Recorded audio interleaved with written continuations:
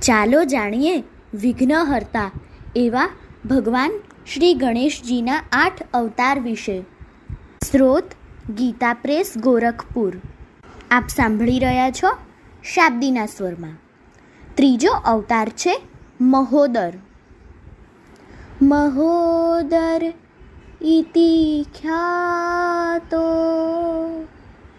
જ્ઞાન બ્રહ્મ પ્રકાશકઃ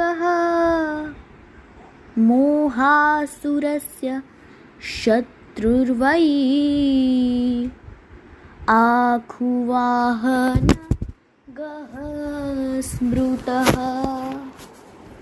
ભગવાન શ્રી ગણેશનો મહોદર નામે વિખ્યાત અવતાર જ્ઞાન બ્રહ્મનો પ્રકાશક છે. મોહાસુરના તેઓ વિનાશક છે તથા તેમનું વાહન મૂષક બતાવવામાં આવ્યું છે. દૈત્યગુરુ શુક્રાચાર્યના એક શિષ્યનું નામ મોહાસુર હતું. તેમના આદેશથી મોહાસુરે ભગવાન સૂર્યની આરાધના કરી. તેના કઠોર તપથી ભગવાન સૂર્ય પ્રસન્ન થઈ ગયા. તેમણે મોહાસુરને સર્વત્ર વિજયી થવાનું વરદાન આપ્યું. વરથી સંતુષ્ટ થઈને અસુર પોતાના સ્થાને પરત ફર્યો. શુક્રાચાર્યે તેનો દૈત્યરાજના પદે અભિષેક કર્યો. ત્યારબાદ પોતાના પ્રબળ પરાક્રમથી તેણે ત્રણેય લોકો પર અધિકાર સ્થાપી દીધો. દેવો અને મુનિઓ પર્વતો અને જંગલમાં છુપાઈ ગયા.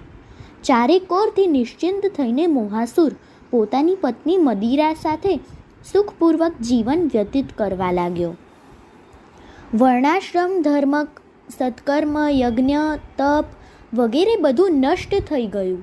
દુઃખી દેવો ઋષિઓ સાથે ભગવાન સૂર્ય પાસે ગયા તથા આ ભયાનક વિપત્તિમાંથી મુક્તિનો ઉપાય પૂછ્યો.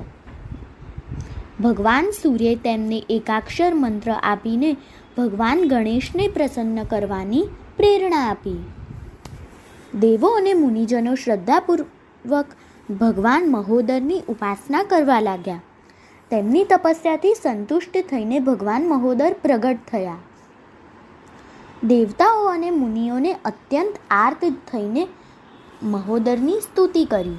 ભગવાન મહોદરે કહ્યું કે હું મોહાસુરનો વધ કરીશ, તમે લોકો નિશ્ચિંત થઈ જાઓ.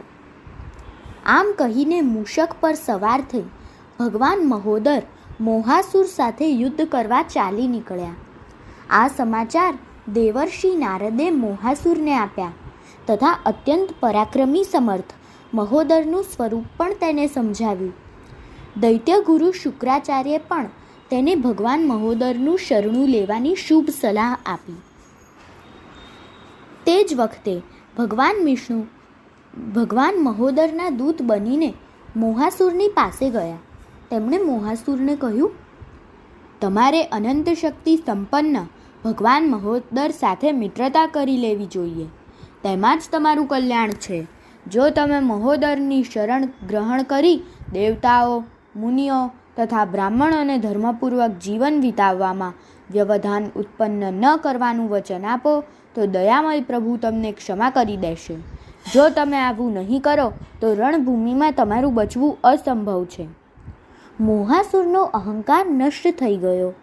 તેણે ભગવાન વિષ્ણુને નિવેદન કર્યું કે આપ પરમ પ્રભુ મહોદરને મારા નગરમાં લાવીને મને એમના દુર્લભ દર્શનનો અવસર પ્રદાન કરો.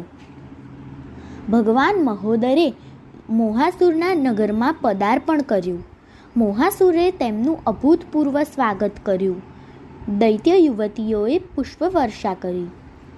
મોહાસુરે ભગવાન મહોદરની શ્રદ્ધા ભક્તિપૂર્વક પૂજા કરી. ગદગદ કંઠે સ્તુતિ કરતા તેણે કહ્યું કે પ્રભો, અજ્ઞાનવશ જે અપરાધ મારાથી થયા હોય તે માટે મને ક્ષમા આપો. હું આપના પ્રત્યેક આદેશનું પાલન કરવાનું વચન આપું છું. હવે હું દેવતાઓ અને મુનિઓ પાસે ભૂલથી નહીં જાઉં. તેમના કોઈ પણ જાતના ધર્માચરણમાં વિઘ્ન ઉત્પન્ન નહીં કરું. સહજ કૃપાળુ ભગવાન મહોદર મોહાસુરની દીનતા પર પ્રસન્ન થઈ ગયા. તેને પોતાની ભક્તિ પ્રદાન કરી. મોહાસુરના શાંત બનવાથી દેવો, ઋષિઓ, બ્રાહ્મણો તથા ધર્મપરાયણ સ્ત્રી પુરુષો સર્વે સુખી થઈ ગયા. દેવો અને મુનિઓ મહાપ્રભુ મહોદરની સ્તુતિ અને જય જયકાર કરવા લાગ્યા. અસ્તુ.